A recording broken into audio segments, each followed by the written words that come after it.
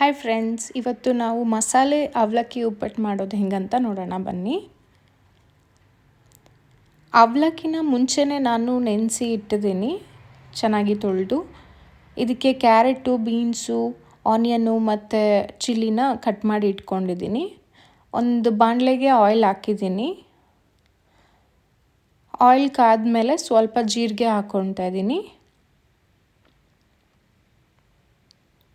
ಜೀರಿಗೆ ಚೆನ್ನಾಗಿ ಫ್ರೈ ಆಗಬೇಕು. ಇವಾಗ ಕಡಲೆಬೀಜ ಹಾಕ್ತಾ ಇದ್ದೀನಿ ಸ್ವಲ್ಪ.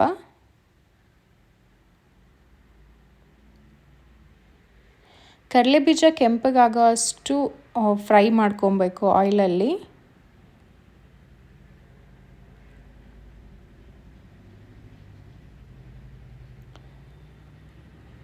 ಇವಾಗ ಮೆಣಸಿನ್ಕಾಯಿ ಹಾಕ್ತಾ ಇದ್ದೀನಿ.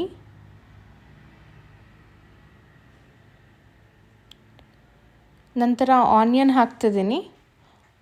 ಆನಿಯನ್ನು ಕೂಡ ಆಯಿಲಲ್ಲಿ ಚೆನ್ನಾಗಿ ಫ್ರೈ ಆಗಬೇಕು, ಬೇಯಬೇಕು ಆನಿಯನ್ನು.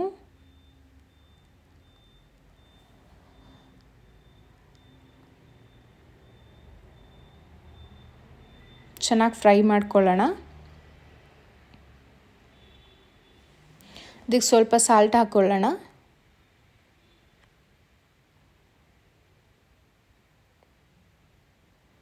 ಬೆಂದಿದೆ. ಇದಕ್ಕೆ ಇವಾಗ ತರಕಾರಿ ಹಾಕ್ಕೊಳ್ತಾ ಇದ್ದೀನಿ, ಕ್ಯಾರೆಟ್ ಮತ್ತು ಬೀನ್ಸು. ಕ್ಯಾರೆಟು ಮತ್ತು ಬೀನ್ಸು ಚೆನ್ನಾಗಿ ಫ್ರೈ ಆಗಬೇಕು, ಚೆನ್ನಾಗಿ ಬೇಯಬೇಕು. ಮಿಕ್ಸ್ ಮಾಡ್ಕೊಳ್ಳೋಣ.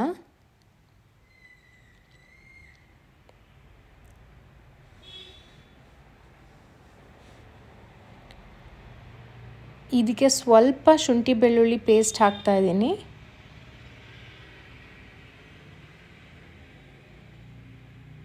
ಚೆನ್ನಾಗಿ ಇದ್ರ ಜೊತೆ ಫ್ರೈ ಮಾಡೋಣ ಅದನ್ನ ಕೂಡ.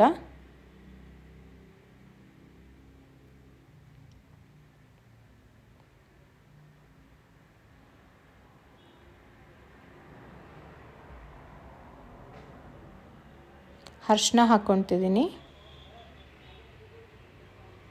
ಸ್ವಲ್ಪ ಫ್ರೈಡ್ ರೈಸ್ ಪೌಡರ್ ಹಾಕಿದ್ದೀನಿ. ಮಿಕ್ಸ್ ಮಾಡ್ಕೊಳ್ಳೋಣ ಕ್ಲೀನಾಗಿ.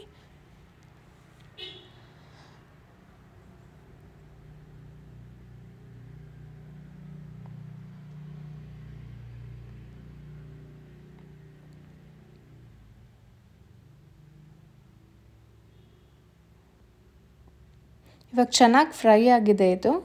ಇದಕ್ಕೆ ಇವಾಗ ಅವಲಕ್ಕಿ ಹಾಕ್ಕೊಳ್ಳೋಣ, ನೆನೆಸಿಕ್ಕಿರೋ ಅವಲಕ್ಕಿನ.